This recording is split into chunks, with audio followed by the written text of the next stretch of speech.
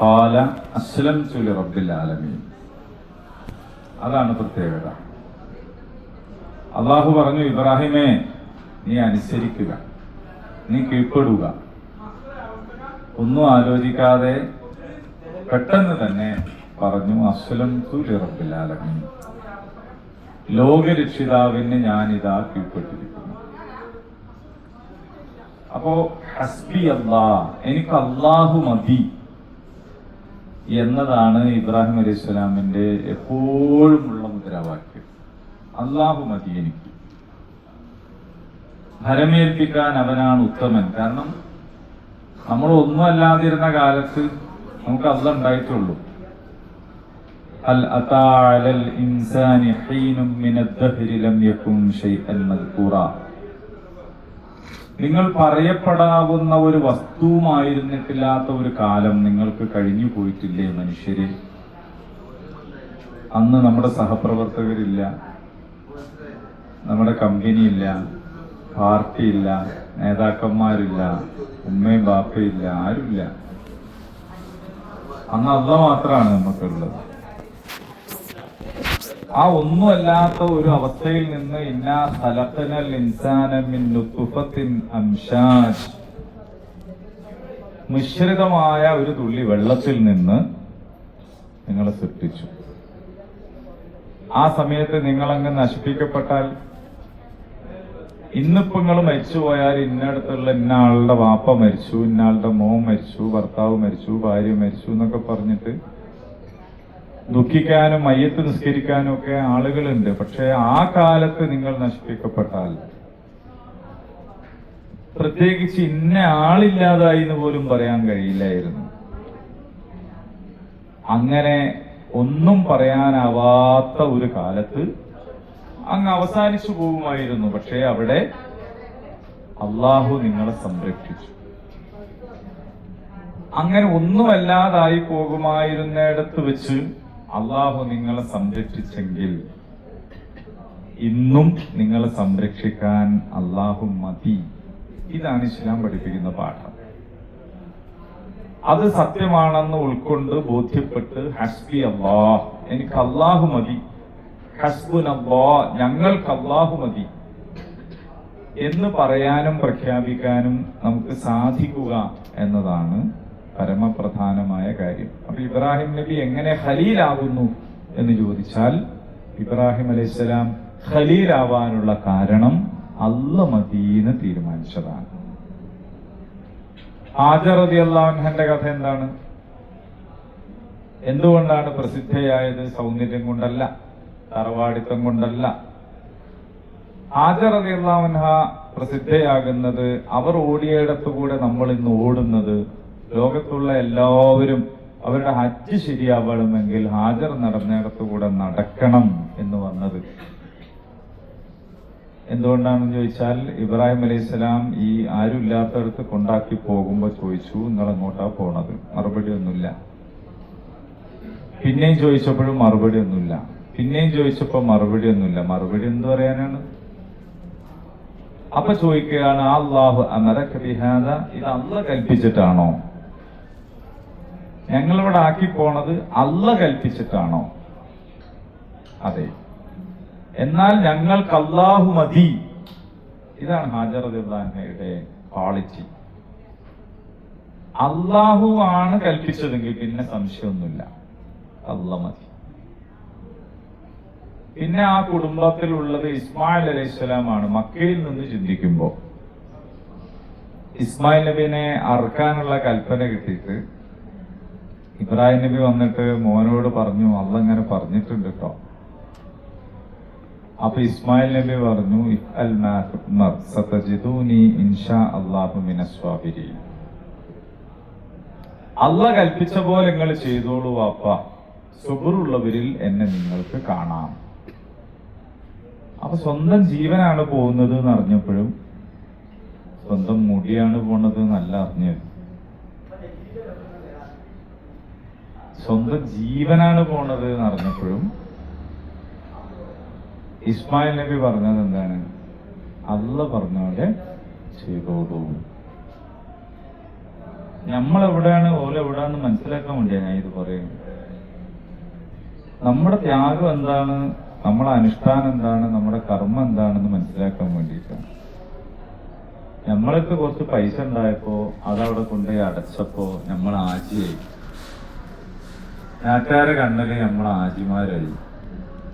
ഇവിടെ കണ്ടില്ലെങ്കിൽ ഒരു ചെലവും ഇല്ലാണ്ട് ആജി ആജി പറഞ്ഞാൽ കേൾക്കാത്ത വിളിക്കണത്. എന്നാലും എപ്പോഴാ അവര് വിളിക്കുന്നത്?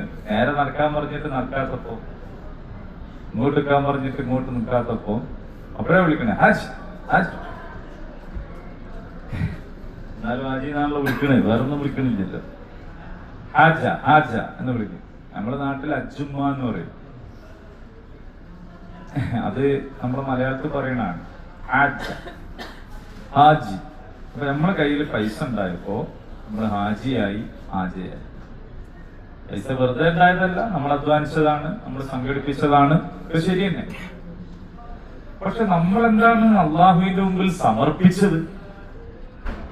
നമ്മളെ ഭാര്യയും മക്കളെയും നമ്മൾ ആ മാർഗത്തിൽ കൊടുത്തോ? അല്ലെങ്കിൽ നമ്മൾ ഇട്ടു പോകുന്ന ഭർത്താവിന്റെ മുമ്പിൽ ഞാൻ കള്ള മതി എന്ന് തീരുമാനിച്ചോ? ഇവിടുത്തെ നിങ്ങളൊന്ന് ആലോചിച്ചു നോക്കി. ഇവിടെ നമുക്ക് റേഞ്ച് കുറഞ്ഞപ്പോ അല്ലെ, വൈഫൈ കിട്ടാണ്ടിരുന്നപ്പോ, നെറ്റ്വർക്കും ഇല്ലാതിരുന്നപ്പോ, നമുക്ക് നമ്മളെ വീടുമായിട്ട് മദീനത്ത് നിന്നുള്ള അത്ര ബന്ധപ്പെടാൻ കഴിയാതിരുന്നപ്പോ നമ്മളാ പറയുന്നത് ആജറബി പറഞ്ഞ് നിങ്ങൾ പോയിക്കോളി അല്ല. ഇസ്മായിൽ നബി പറഞ്ഞു അല്ല എന്താണോ പറഞ്ഞത് തരാം, എന്നെ സുബറുള്ളവരിൽ നിങ്ങൾക്ക് കാണാം എന്നാണ്. എന്നെ സുബറുള്ളവരിൽ നിങ്ങൾക്ക് കാണാം. പ്രിയമുള്ളവരെ, ഈ ഇബ്രാഹിം, ഹാജർ, ഇസ്മായിൽ, ഈ കുടുംബം നിങ്ങൾ ആലോചിച്ച് നോക്കൂ. ലോകത്ത് അവരെ ഓർമ്മിക്കാത്ത ഒരു ദിവസം ഉണ്ടോ മുഅ്മിനീങ്ങൾക്ക്? ഹജ്ജിന് മാത്രമല്ലല്ലോ, മുഹമ്മദ് നബി സല്ലല്ലാഹു അലൈഹി വസല്ലമിന്റെ പേരിൽ സലാത്തു ചൊല്ലണം. എങ്ങനെയാണ് റസൂലേ എന്ന് ചോദിച്ചപ്പോൾ റസൂല് പഠിപ്പിച്ചെന്നത് അല്ലാഹുമ്മ സ്വല്ലി അലാ മുഹമ്മദിൻ വഅലാ ആലി മുഹമ്മദ് കമാ സ്വല്ലൈത അലാ ഇബ്രാഹീം വഅലാ ആലി ഇബ്രാഹീം. ഇബ്രാഹിമിനും കുടുംബത്തിനും നന്മ കിട്ടിയ പോലെ എനിക്കും കിട്ടണം, അതിനു വേണ്ടി ദുആ ചെയ്യാം. നമ്മളെല്ലാവരും നിസ്കാരത്തുന്നത് ഈ സ്വലാത്ത് എഴുതിയിട്ടാണ് പിരിയണത്. എല്ലാ ദിവസവും ഇബ്രാഹിം നബിന്റെ പേര് നമ്മൾ പറയാണ്. അതിന്റെ അങ്ങനെയെന്ന് ചോദിച്ചാൽ അള്ളാഹു ചോദിച്ചപ്പോ അങ്ങോട്ട് കൊടുക്കുന്നില്ല. അങ്ങനെ സമർപ്പിക്കാൻ നമുക്ക് സാധിക്കുമ്പോഴാണ് നമ്മൾ ഇബ്രാഹിമി മില്ലത്തിൽ ആകുന്നത്. അതിനാണ് ഈ ഹജ്ജിന്റെ പരിപാടി. ഈ ഹജ്ജ് യഥാർത്ഥത്തില് ഒരു മനുഷ്യന്റെ ജീവിതത്തിലെ അവസാനത്തെ കർമ്മമല്ല. നമുക്കുണ്ടായ ഒരു തെറ്റിദ്ധാരണ, ഇസ്ലാം കാര്യത്തില് 5ാമത്തതാണ് അവസാനത്തായപ്പോ നമ്മുടെ ജീവിതത്തിൽ അങ്ങനെ നമ്മൾ വിചാരിച്ചു പോയതാണ്. ഇത് അവസാനത്തെ ഒന്നല്ല. അവസാനത്തെ അല്ല എന്നുള്ളതിന്റെ വിശദീകരണം നിങ്ങൾ ചോദിച്ചാൽ ഞാൻ പറഞ്ഞു തരുന്നുണ്ട്. പിന്നെ കേട്ടോ, ഇടയ്ക്ക് ഇങ്ങനെ പറയുന്നുണ്ട്, ആരെങ്കിലും ചോദിക്കുമോ നോക്കാലോ.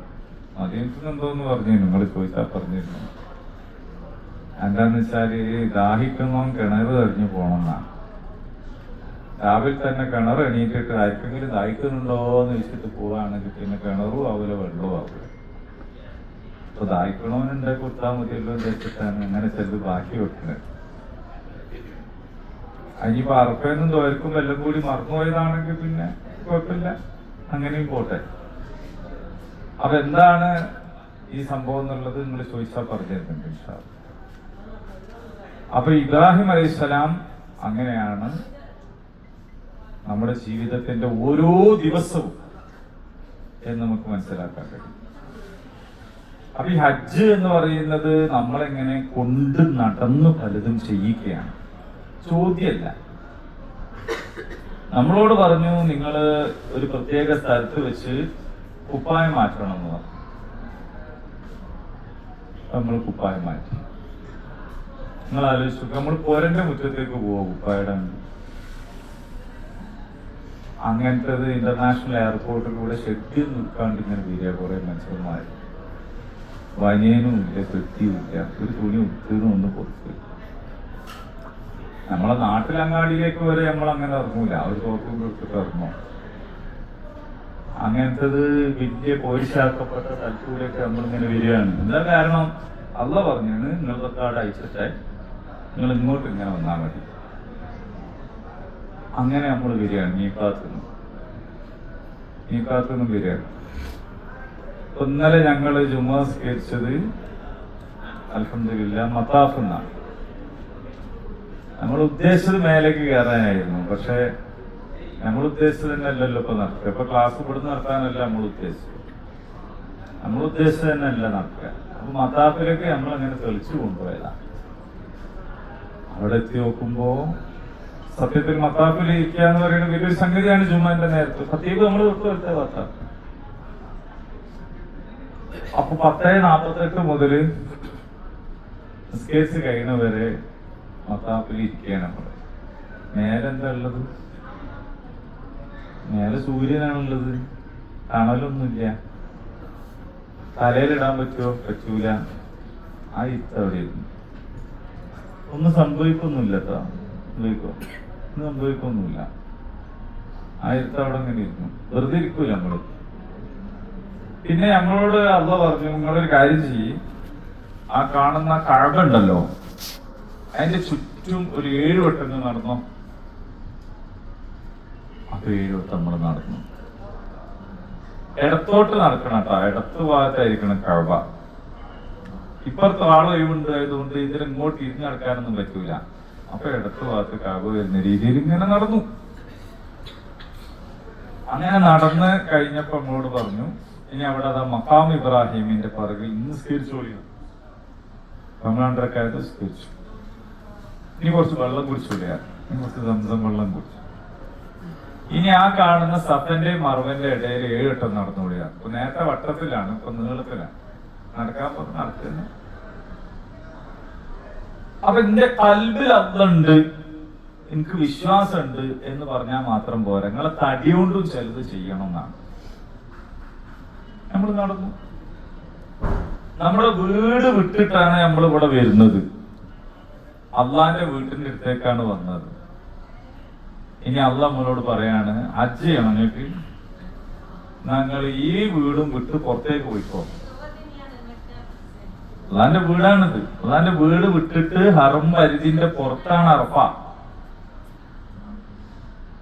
ഹറമിലേക്ക് വന്ന നമ്മളോട് പറയാണ്, നിങ്ങൾ ഹറമിന്റെ പുറത്തു പോ, അറഫയിലേക്ക് പോ. മുശ്രിക്കീങ്ങള് അന്ന് ഖുറൈശികൾ പ്രമാണിമാര്, ഞങ്ങൾ ഇവിടുത്തെ മക്കന്റെ കാലത്തിന്റെ ആൾക്കാരാണ്, ഞങ്ങൾ അറഫയിലൊന്നും പോകൂല എന്ന് പറഞ്ഞു. ഒരു അറമ വിട്ടു പോകില്ല. അതൊക്കെ നാട്ടുകാർ വേറെ ആരമാണ് പോയിക്കോട്ടെ, ഞങ്ങൾ പോകൂല എന്ന് റസൂലുള്ളാഹി പറഞ്ഞു. അൽ ഹജ്ജു അറഫ, ഹജ്ജാവണമെങ്കിൽ അറഫയിൽ പോയിക്കണം. അങ്ങനെ അവിടേക്ക് പറഞ്ഞേക്കാണ്. എന്താ പണി? അവിടെ പണിയൊന്നുമില്ല, ദ്വാരക്കൽ തന്നെ. ഇവിടെ അള്ളാന്റെ ഭവനത്തിന്റെ അടുത്ത് മുറ്റത്തു നിന്നും ദ്വാരക്കാതെ പിന്നെ അവിടെ മൈതാനത്ത് പോയിട്ടാണ് ദ്വാരക്കുന്നത്.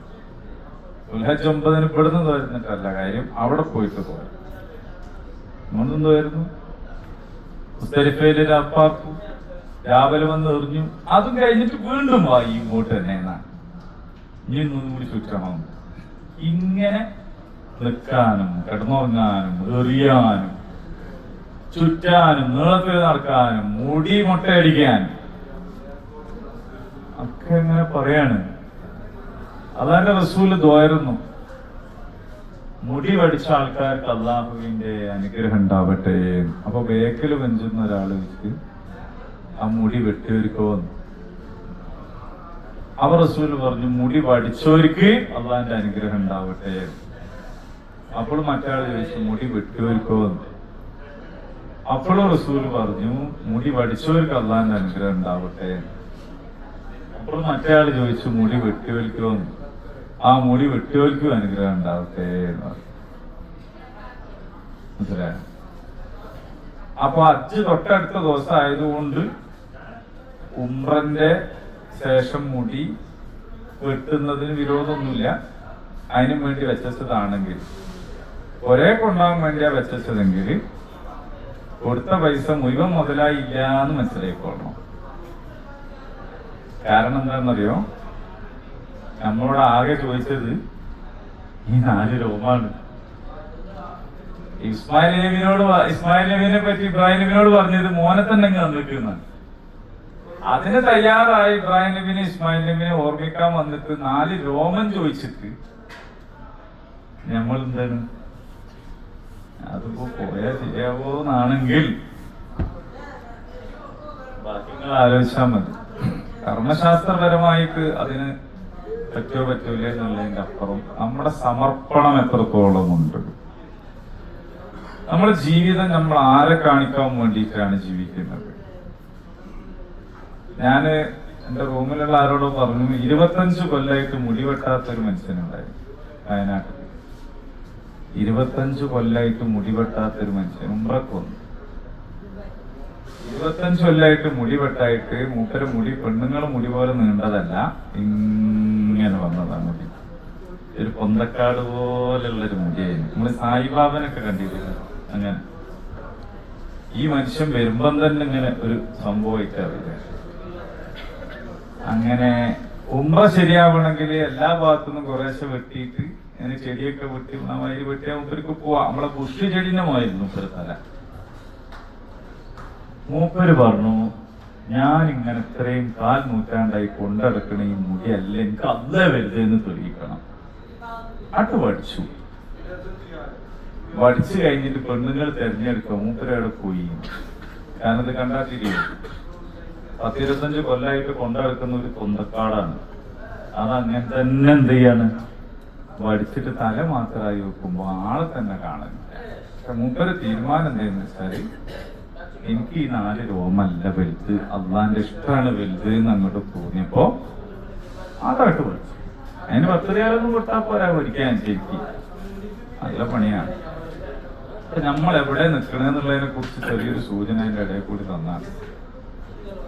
എന്തായാലും ഇബ്രാഹിം അലൈഹിസ്സലാമിന്റെ, ഇസ്മായിൽ അലൈഹിസ്സലാമിന്റെ, ഹാജർ റളിയല്ലാഹു അൻഹയുടെ കുടുംബം ഹസ്ബി അല്ലാഹ് മതി എന്നതുകൊണ്ടാണ് അള്ളാഹ്ക്ക് പ്രിയപ്പെട്ടവരായതും ലോകാവസാനം വരെയുള്ള മുഅ്മിനീങ്ങൾ അവരുടെ ജീവിതത്തിന്റെ അനുനിമിഷവും സ്നേഹിക്കുന്നതും ഓർമ്മിക്കുന്നതും. ആ വഴിയിലേക്ക് എത്തിപ്പെടാനാണ് ഇൻഷാ അല്ലാഹ് നമ്മളിവിടെ വന്നത്. അതിന് പൈസ മാത്രം മതിയാവൂല. പൈസ കൊണ്ട് ഞാൻ നേരത്തെ പറഞ്ഞ പോലെ നമ്മൾ ഹജ്ജ് ചെയ്തു എന്ന് ഞമ്മക്കും ഓളും ഹജ്ജ് ചെയ്തെന്ന് നാട്ടുകാർക്കും തോന്നും. പണ്ടൊക്കെയാണ് ആജിന്ന് വിളിക്കുകയെങ്കിലും ചെയ്യും, ഇപ്പൊ അതുമില്ല. മുമ്പൊക്കെ ഒരാളെ ഹജ്ജ് ചെയ്ത മുഹമ്മദ് ഹാജി, ബോക്കർ ഹാജി എന്നൊക്കെ പറയും. ഇന്നിപ്പോ പോയിട്ട് ഞാൻ ഹജ്ജ് ചെയ്തെന്ന് പറഞ്ഞാലും മൊത്തം നോക്കിയിട്ട് എന്ത് ചെയ്യൂല, ആള് വിളിക്കൂല. അപ്പൊ ആ വിളി പോലും ഇല്ല. ബാക്കിയുള്ളതൊന്നും ഇല്ലെങ്കിൽ പിന്നെ അതും ഉണ്ടാവില്ല. അപ്പൊ അതുകൊണ്ട് എന്ത് ചെയ്യണമെന്ന് വെച്ചാല്, അള്ളാന്റെ കിതാബിൽ അള്ളാന്റെ വിശുദ്ധ ഭവനത്തിന്റെ അടുത്ത് വന്നവർ എന്ന റെക്കോർഡിൽ പേര് ചേർത്തിയിട്ടുണ്ട് എന്ന ഉത്തമ ബോധ്യത്തോടെ തവാഫുൽ വിദാഇന്റെ ഇടക്ക് അത് ഓരോ ഹാജിക്ക് ഉള്ളിന്റെ ഉള്ളിൽ തോന്നുന്നതാണ്.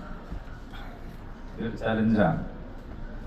എന്റെ ഹജ്ജ് ഇവിടുന്ന് അങ്ങോട്ട് പോയിട്ടുണ്ട് അള്ളാന്റെ അടുത്തേക്ക് എന്ന് തവാഫുൽ വിദാഇന്റെ മുമ്പ് തോന്നും. അറഫേന്നോ ഏതോ ഒരു സമയം ആ തോന്നലിൽ പെടണം നമുക്ക്. നിങ്ങൾ എല്ലാവരും ഹജ്ജിന് വരുമ്പോ നിങ്ങളോട് ബന്ധപ്പെട്ട ആൾക്കാർക്ക് പൈസ കൊടുത്തിട്ടുണ്ടാവും, ശരിയാണ്. അതേ സമയത്ത് നിങ്ങളുടെ സാമ്പത്തിക രംഗം വൃത്തിയുള്ളതാണോ ഇനിയും പരിശോധിക്കണം.